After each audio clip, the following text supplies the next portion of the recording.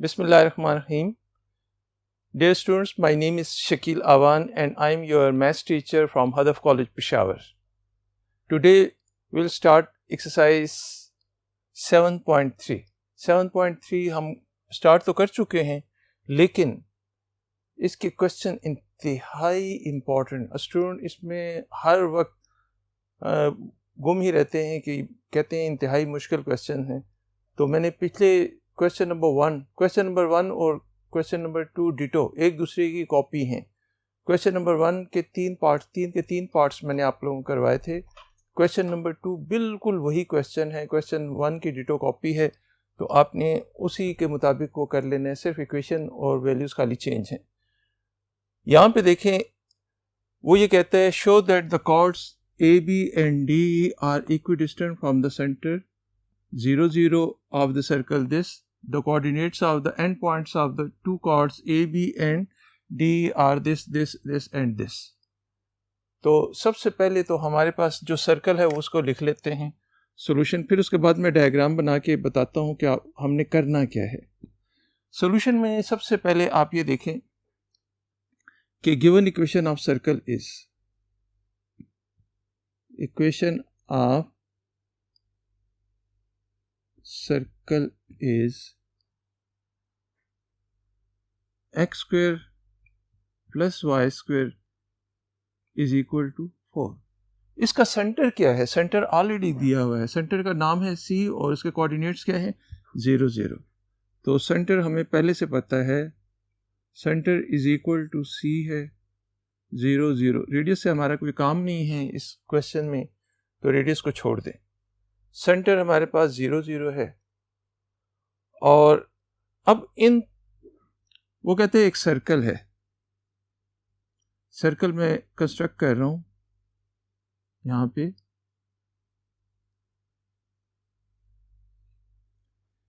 एक सर्कल है जिसका सेंटर 0 0 है, जिसका रेडियस r की वैल्यू इसमें 2 आती है. r square is equal to 4 है, तो r की वैल्यू 2 आ जाएगी. तो 2 यूनिट्स राइट साइड पर, 2 यूनिट्स लेफ्ट साइड पर, अंदाजन 2 units upward, 2 units downward.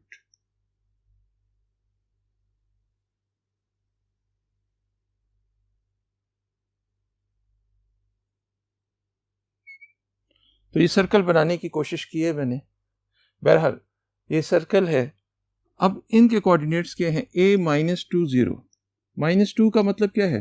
Left side पे आएंगे तो ये a है, इसके कोऑर्डिनेट्स हैं -2 0. b क्या है? 0 2.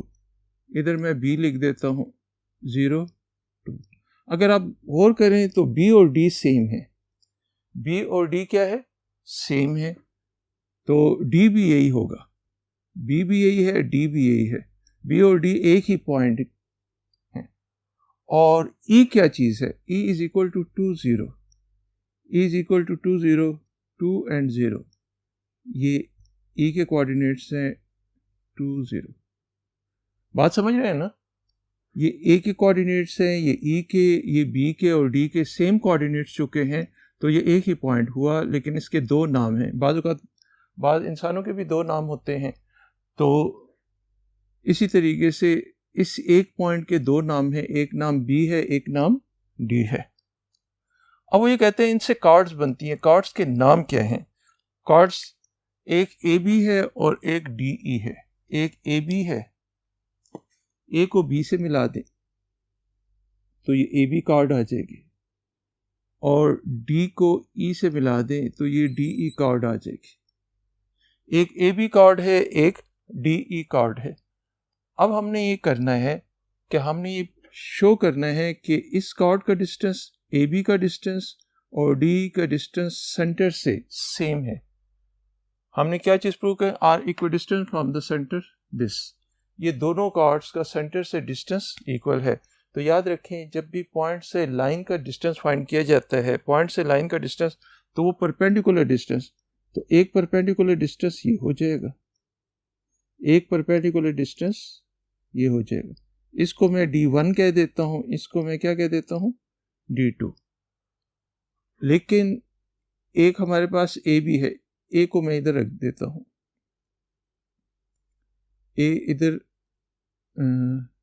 बी इधर रख देता हूँ और डी इधर लिख देता हूँ। एक ही बात है, ये ए बी हो गया, ये डी ई हो गया। अब हमने क्या करना है, फर्स्ट ऑफ ऑल ये इसकी इक्वेशन फाइंड करनी है, ए बी की इक्वेशन फाइंड करनी है और फिर point to line distance formula लगा देना है। तो first we find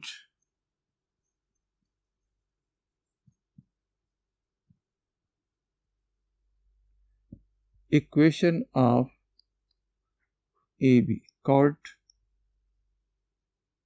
A B, line A B आप कह सकते हो, कॉर्ड ए बी कह सकते हो। कॉर्ड को एक्सटेंड करें तो वो एक लाइन बनती है, उसकी इक्वेशन हम फाइंड करें। तो ए बी में इनके कोऑर्डिनेट्स पहले देखें कौन कौन से हैं, बिल्कुल आराम से इस क्वेश्चन को करें। x1 y1 मेरे पास क्या है, ए के कोऑर्डिनेट्स हैं -2 0 और x2 y2, बी के कोऑर्डिनेट्स हैं 0 2, x2 y2 is equal to 0 2। तो therefore equation of line A B is, आपने 2 पॉइंट फार्मूला लगा देना है। 2 पॉइंट फार्मूला क्या होगा, y2 minus y1 x2 minus x1 is equal to, sorry y minus y1 और y2 माइनस, मैं slope का फार्मूला लिख गया हूँ, y minus y1 y2 minus y1 is equal to x minus x1 divided by x2 minus x1। इसमें ये corresponding values put कर देंगे तो ये ए बी की इक्वेशन आ जाएगी, लाइन ए बी की इक्वेशन आ जाएगी। तो इसको कंप्लीट करने के लिए नेक्स्ट बोर्ड पे चलते हैं। तो देखें वैल्यू क्या है, वैल्यू अगर आप देखें तो हमारे पास है y माइनस y1, y1 की वैल्यू मेरे पास है 0 divided by y2 minus 0, 2 minus 0 is equal to x minus x1, x1 की वैल्यू -2 है, +2 हो जाएगी और 0 + 2 क्रॉस मल्टीप्लाई कर दें,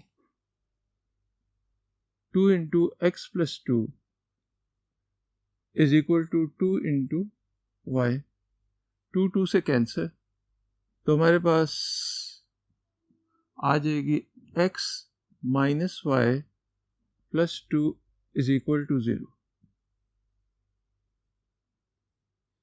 ये किस चीज की इक्वेशन आ गई है, this is equation of line A B. ये हमारे पास ए बी की इक्वेशन आ गई है, या चलिए इधर हम इक्वेशन नंबर 1 कह देते हैं।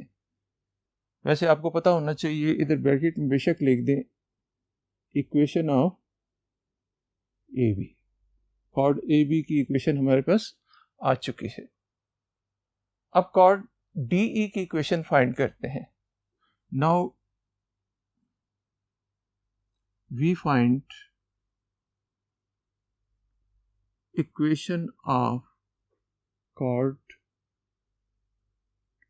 D E. डी ई की इक्वेशन के लिए आप पहले डेटा लिखो, x1 y1 हमारे पास किसके इक्वल है, डी के कोऑर्डिनेट्स हमारे पास क्या है 0 2 और x2 y2, x2 y2 2 0। अब equation of line D E is,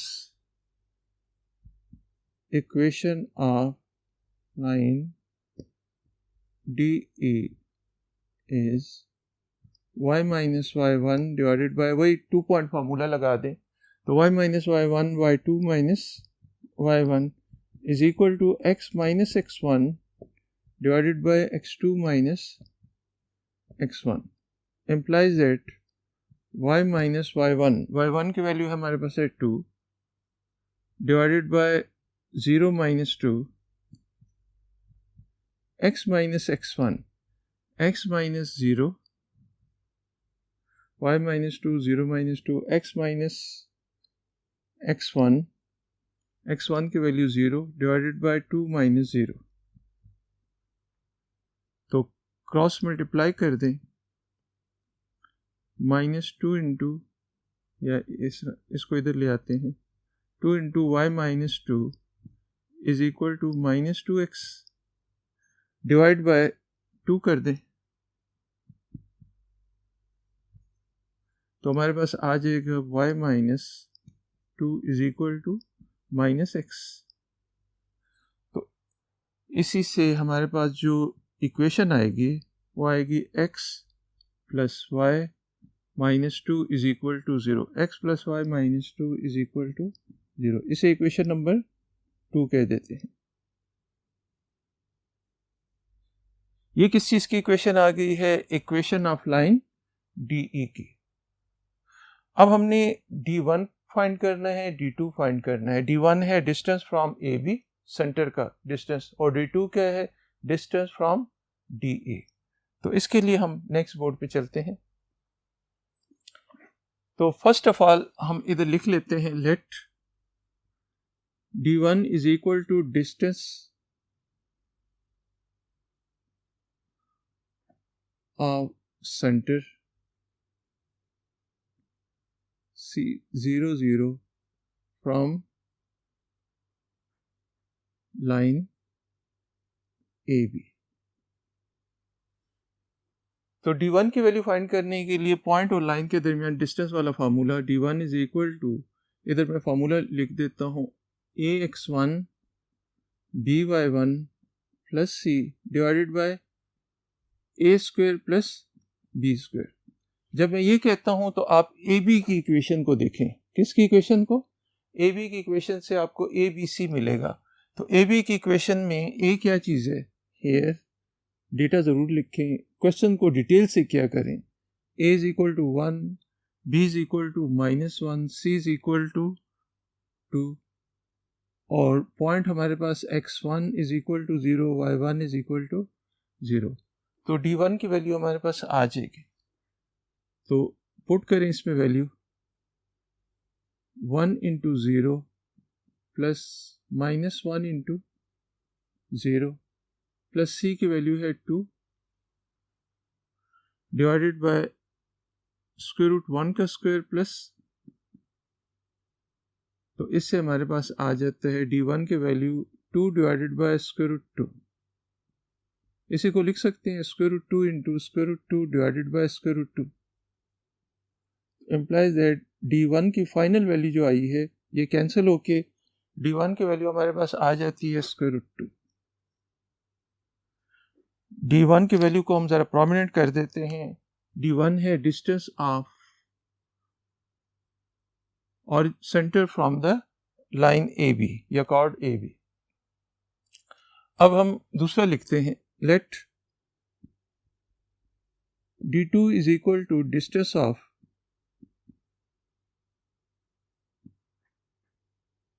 centre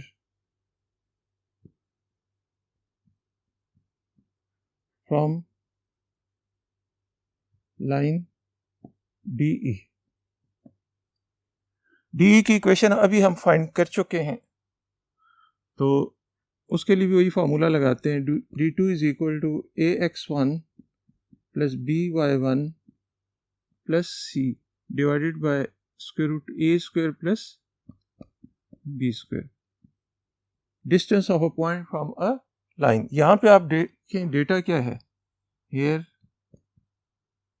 A is equal to 1, D की इक्वेशन में देखें A is equal to 1, B is equal to 1, C is equal to -2, x1 की value है 0, y1 की value है 0।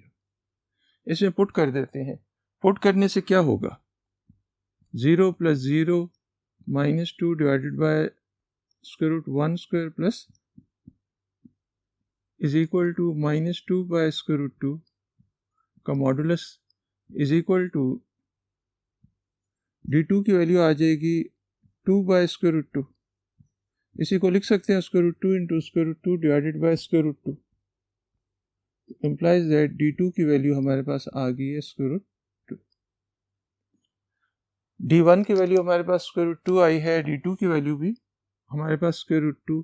तो finally हमारे पास जो वैल्यूज आई हैं, therefore d1 is equal to d2।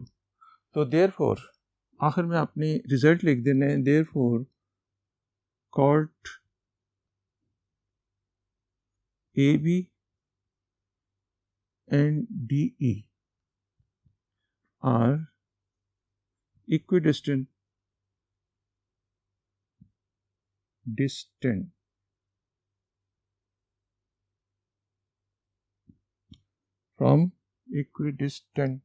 from center। ये चीज़ हमने प्रूव करनी थी, ये था क्वेश्चन नंबर 3। क्वेश्चन नंबर 3 के 3 पार्ट्स हैं, लेकिन 3 के 3 बिल्कुल आइडेंटिकल पार्ट्स हैं। ये क्वेश्चन मैंने बहुत ही आराम से आप लोगों को करवाया है। तो इस क्वेश्चन को देखते हुए, बिल्कुल इसी को फॉलो करते हुए आपने सेकंड पार्ट और थर्ड पार्ट करना है। आए क्वेश्चन नंबर 4 पे चलते हैं, लेकिन क्वेश्चन नंबर 4 पे चलने से पहले कुछ चीज़ें आपको बताऊंगा, वो याद होंगी तो क्वेश्चन नंबर 4 आएगा। चलिए बोर्ड नंबर 1 की तरफ चलते हैं। क्वेश्चन नंबर 4 में अगर आप देखें, क्वेश्चन नंबर 4 आपसे कहते हैं show that the angle subtended by the minor arc A B of the circle this is 2 times the angle subtended by the major arc. The coordinates of the minor arc A B are this and this. अब इसमें कुछ नई चीज़ें आई हैं, एक आया है minor arc और एक आई है मेजर आर्क। माइनर आर्क क्या होती है, मेजर आर्क क्या होती है, ये तो अभी डिस्कस करते हैं। मैं फिगर बनाऊंगा तो उसके अंदर आप लोग देख लोगे। पहले हम इसी क्वेश्चन का सबसे पहले हस्बे मामूल सर्कल लेते हैं। सॉल्यूशन में given equation of circle is x square plus y square is equal to 9।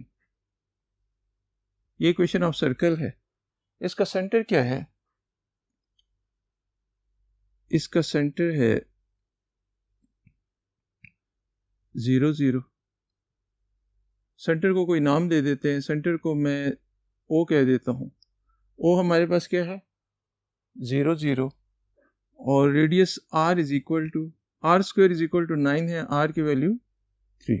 ये सर्कल की इक्वेशन है। सर्कल का सेंटर 0 0 है, रेडियस इसका 3 है। अब हम इसकी फिगर बनाते हैं और फिगर में आपको मैं सारी चीज़ें एक्सप्लेन करता हूँ।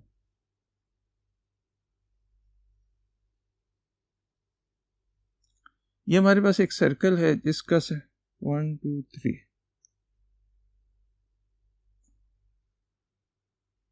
1 2 3 1 2 3, इसी तरीके से 1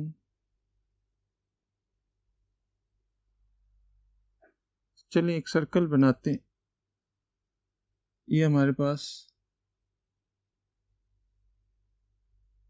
सर्कल है।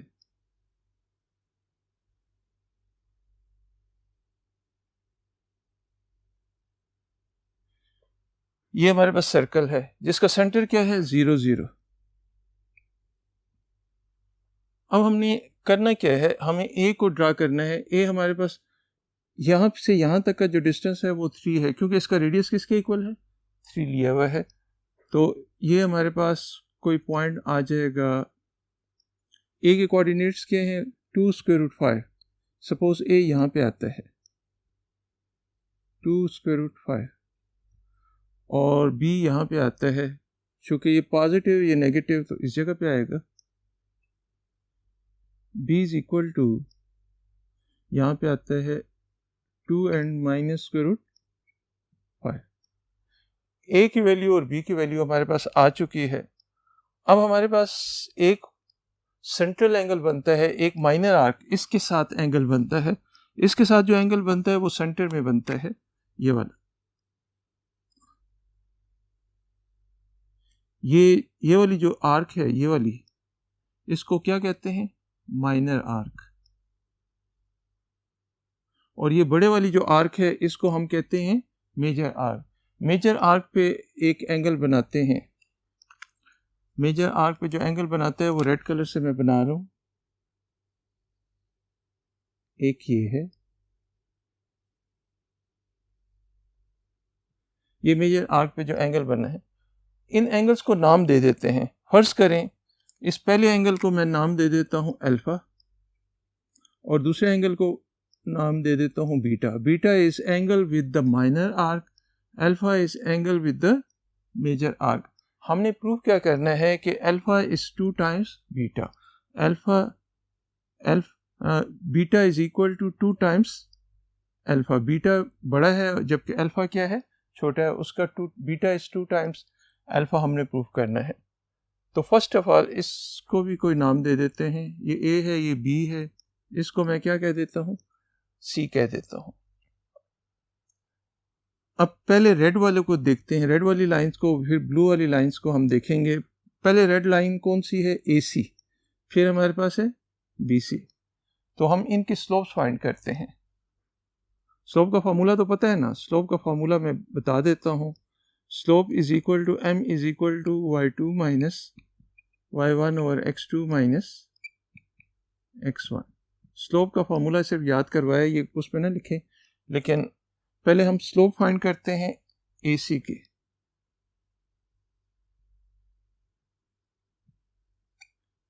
AC इसको हम सपोज करते हैं m1 का नाम दे देते हैं।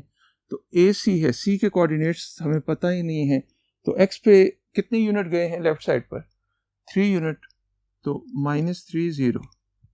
तो slope of AC is equal to y2 AC 0 minus square root 5 divided by -3 -2।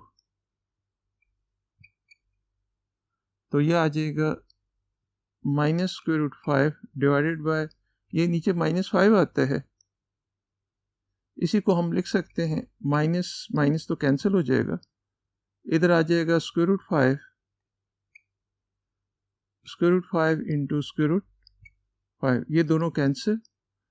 तो m1 की वैल्यू मेरे पास आ गई है 1 by square root 5। This is the value of m1। अब m2 की वैल्यू हम फाइंड करना चाहते हैं, इसकी स्लोप फाइंड करना चाहते हैं। स्लोप ऑफ BC, इसको m2 कह देते हैं। तो m2 की slope BC 0 plus square root 5 0 plus -3 -2, तो इसी को कैलकुलेट करें तो ये -1 बाय स्क्वायर रूट 5 आ जाती है, आसानी से कैलकुलेट हो सकती है। m1 की स्लोप ये आ गई है, m2 की स्लोप ये आ गई है। अब इनके दरमियान जो एंगल है उसकी डायरेक्शन देखें। एंगल हमेशा जो कैलकुलेट किया जाता है काउंटर क्लॉकवाइज, तो काउंटर क्लॉकवाइज ये वाला जो एंगल है इसको हम अल्फा कह देते हैं। तो आए इसको कैलकुलेट करने के लिए नेक्स्ट बोर्ड पे चलते हैं। तो let alpha is equal to angle from BC to AC।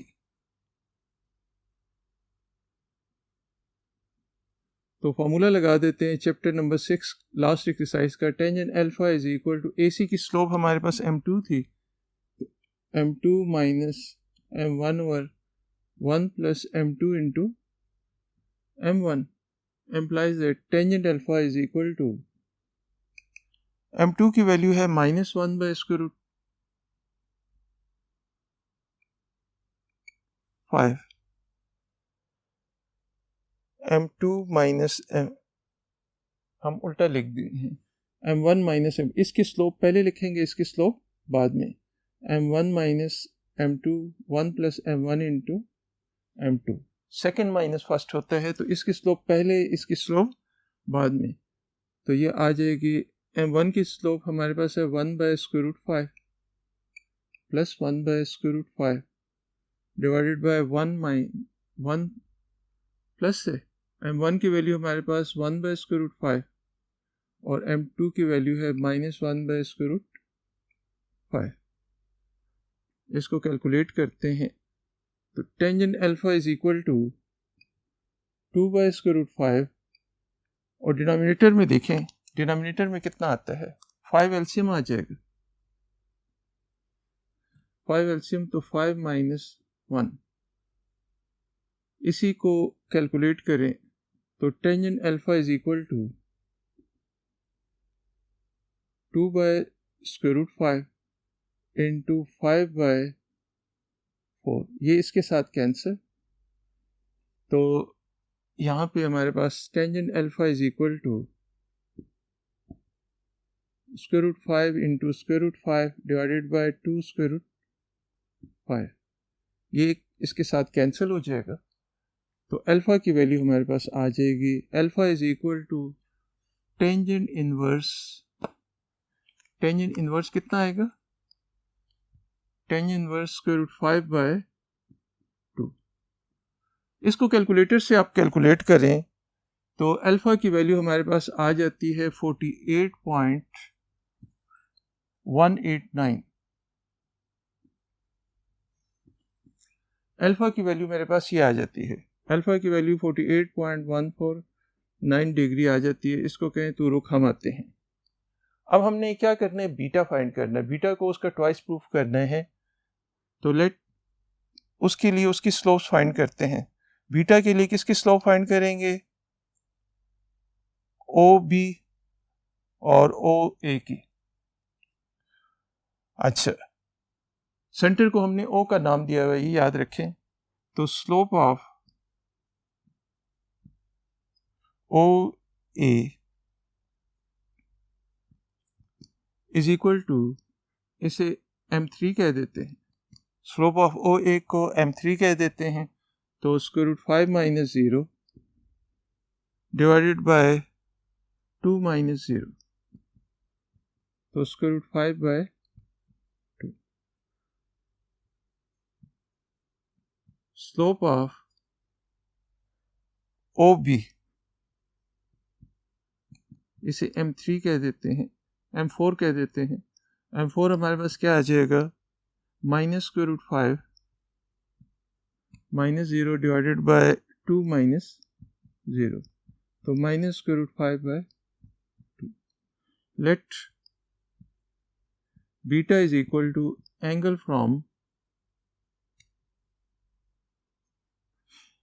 From OB to OA।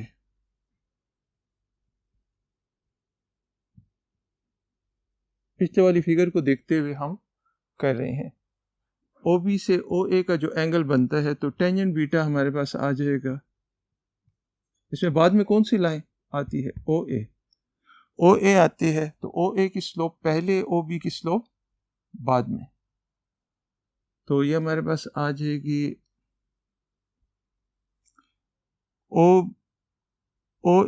OB to OA है, तो OA - OB, OA की स्लोप हमारे पास कितनी आती है, m3 -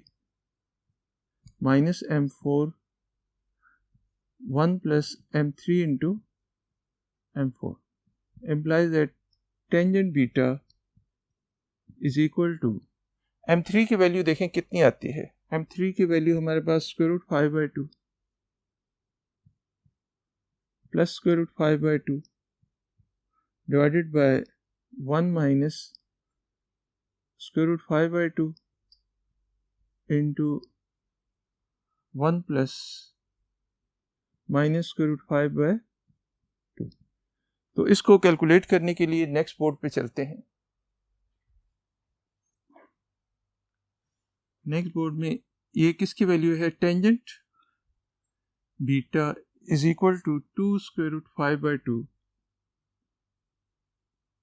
और नीचे एलसीएम इसका आ जाता है 4 - 5, ये इसके साथ cancel, implies that tangent beta is equal to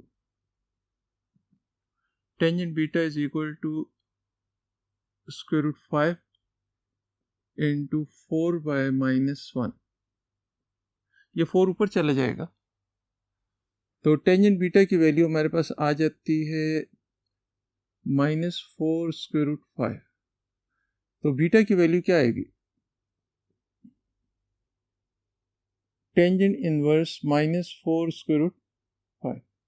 इसी को आप कैलकुलेटर से अगर कैलकुलेट करें तो बीटा इज इक्वल टू, अच्छा इसका माइनस बाहर निकल आता है, माइनस टेंजेंट इनवर्स 4√5।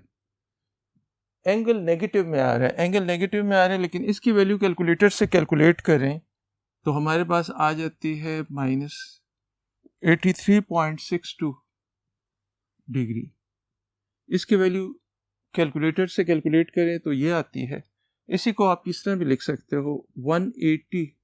एंगल कभी भी नेगेटिव में ना दिया करें, एंगल हमेशा पॉजिटिव में देना होता है, तो पॉजिटिव में देंगे तो इसी के साथ इस 180 माइनस 83.62 डिग्री। जब भी ये आ जाए नेगेटिव तो पॉजिटिव बनाना हो तो ये वाली वैल्यू हम वो उसमें ऐड कर देते हैं 180, तो इससे हमारे पास आ जाता है 96.37 डिग्री। बीटा की वैल्यू ये आती है। बीटा को आप इस तरह भी लिख सकते हो 2 इंटू अल्फा की वैल्यू क्या आई थी, अल्फा की वैल्यू पीछे आई थी 48.18,